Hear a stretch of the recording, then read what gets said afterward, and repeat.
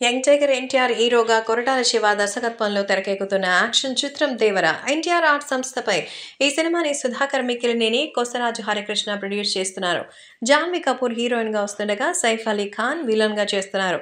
So ఈ cinema 2 పార్ట్లుగా వస్తోంది. First part April 5న release కాబోతున్న సంగతి తెలిసిందే.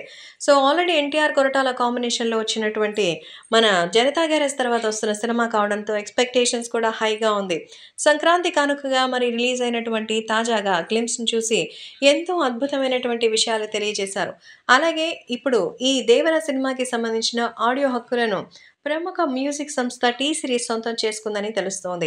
అయితే ఎంత ధరకు అమ్ముడైన విషయాన్ని మాత్రం వాళ్ళు చెప్పలేదు కానీ, భారీ ధరకే అమ్ముడైనట్టుగా తెలుస్తోంది. 'దేవర' సినిమాకి తమిళ star music director Anirudh music అందిస్తున్న సంగతి తెలిసిందే.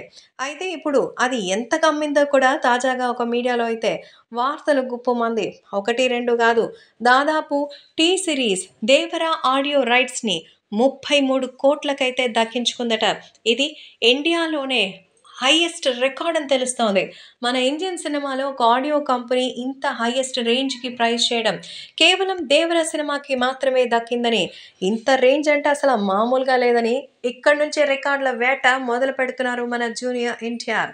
కాబట్టి రాబోయే రోజుల్లో ఇంకా సునామీ కలెక్షన్‌లతో దూసుకుపోయే ఈ సినిమాకి సంబంధించిన మరిన్ని అప్డేట్స్ వస్తూ ఉంటాయని ఎదురు చూస్తూ ఉన్నారు ఎన్టీఆర్ ఫ్యాన్స్.